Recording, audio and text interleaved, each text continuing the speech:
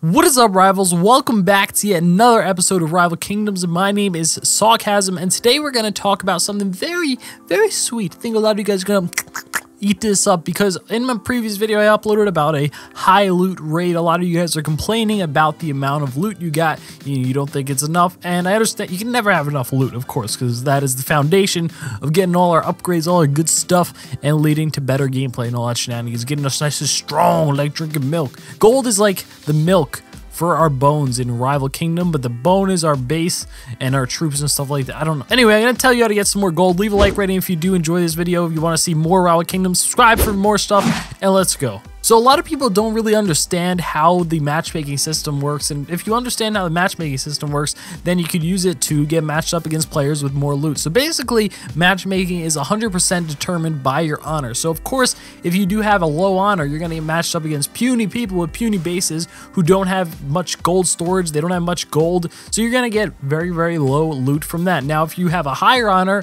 then you're going to get matched up against a little bit more difficult bases. Well, depending on how much more honor you have, it might be a little bit more difficult, might be very difficult, but the more honor you have, the harder bases you're going to get, and in turn the more loot they will have. And so yeah, why is this important to know? This is very important to know. Did I just ask myself a question and then answer it? Yeah, I did. Wow, I just did it again. But it's important to know because then we know what we need to do to get to these high loot. So we need to basically get our honor as high as possible, as high as we possibly can, and maintain it there or keep going higher and higher and higher in order to get more and more loot. So basically, to do this, you need to go on win streaks, because a lot of times to get honor you need to win more than you lose, a lot more than you lose in this game. Not that it's difficult with the streak system, because you start off with the streak, your first battle is usually pretty easy and progressively gets more difficult. So you really want to preserve your streak as long as possible to rack up as much honor as possible, and I'm gonna give you guys a few quick tips for that. So first of all, join a kingdom if you haven't already, and the reason for this is because then at Stronghold 4 you can build a kingdom portal,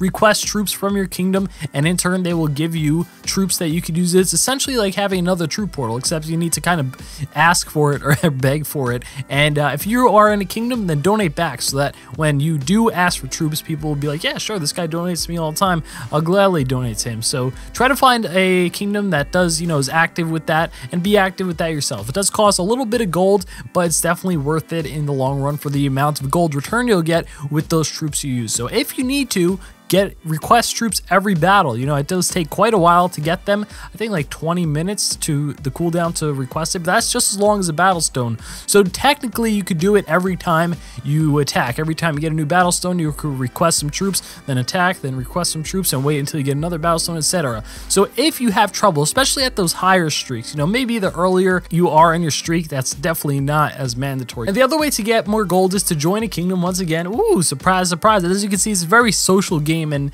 a kingdom is not necessary, but definitely helps out with a lot of things. So you join a kingdom and you ask to become a raider. So what a raider does, it's a role in the kingdom that gives you extra gold depending on how much your kingdom has leveled up the raider position. So in my case, my kingdom leveled it up enough so that it is actually a 20% rated gold bonus. That's kind of the plus 20% you guys see in some of my videos after I win a battle and get some gold. That's what it is. So it's plus 20% to whatever the loot is that you got out of that game. So it actually, at the start of the battle, it takes the total loot that is possibly there, it adds 20% to that, and that's the total loot pool from there, and then you pull from that. So now the other thing is the reinforcements. So a lot of people kind of view it as just like a consolation prize instead of getting an ancient. It's like, oh, I didn't get an ancient, I got these rare reinforcements. Oh man, but those rare reinforcements can potentially help you get, I don't know, depending on what stronghold you're at or how much honor you have, can potentially help you get 50k, 100k, 200k, 400k gold. So use your reinforcements. Maybe if you're like me, you just, I don't know, forget,